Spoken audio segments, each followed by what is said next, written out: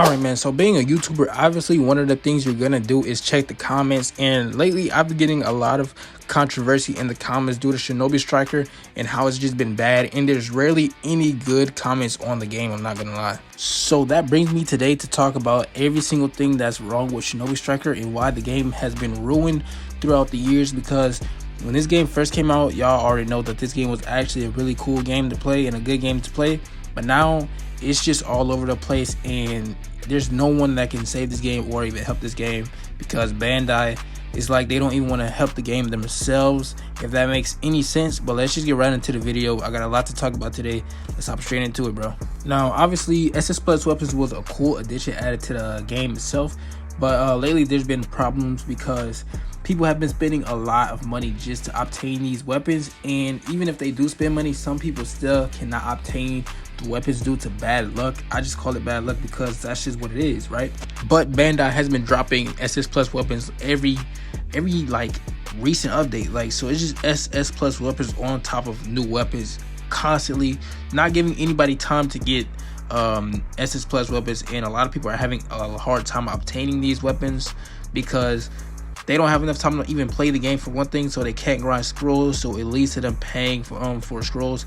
Now of course Bandai loves this because they're gaining money, but at the end of the day you're just ruining the game for players because you're just ruining their experience, man. But people are finding ways to still get these SS Plus weapons, and that's through save files. Save files have become pretty popular recently, just for the simple fact that you can get everything in a game for like about $10, man, and you just get all its esoteric scrolls. All your scrolls are up, man, and you get every weapon in the game, even unreleased weapons. So people are starting to resort into that.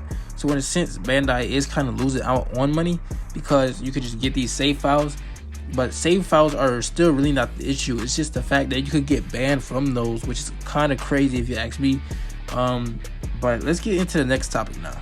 Okay, so recently Sparking Zero dropped, and y'all boys already know that this release was one of the biggest releases of the year. And if it isn't obvious enough, this game was made by Bandai itself. So the point I'm trying to get at is that they're going to start focusing on this game more than Shinobi Striker and all the other games they've created in the past. And the reason I say this is because they're going to only focus on a game that's going really popular, so they can push that game out even more to try and get that game to get even more players and buyers so they can make more money. Now, yes, Shinobi Striker is still gonna get updates and stuff like that, but the updates, they won't be as, how should I put it, they won't be as more enthusiasm as they once were, especially with the SS Plus weapons. They might just throw something together, or like a DLC character, they might just throw something together and just call it a day.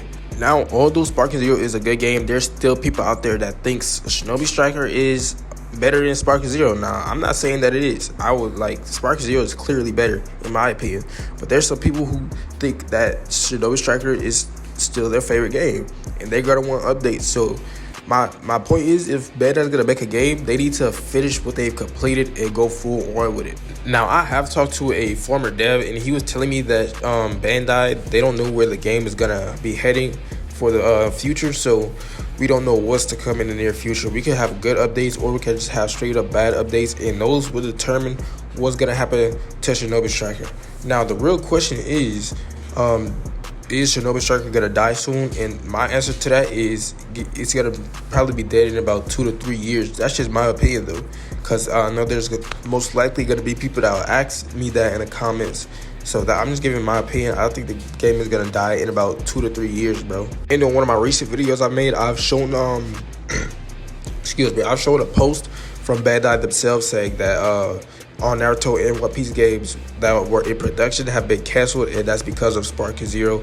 So when a new popular game comes out, they just like to focus on that game. So there's not gonna be any Shinobi Striker 2 or none of that. So y'all can just straight up give y'all hopes up for that.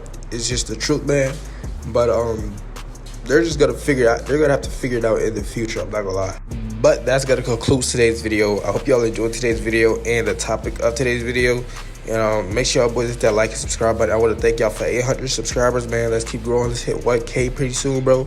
And I'll see y'all boys in the next one. Peace out. Y'all boys stay safe, and I'll catch y'all in the next one. Peace out.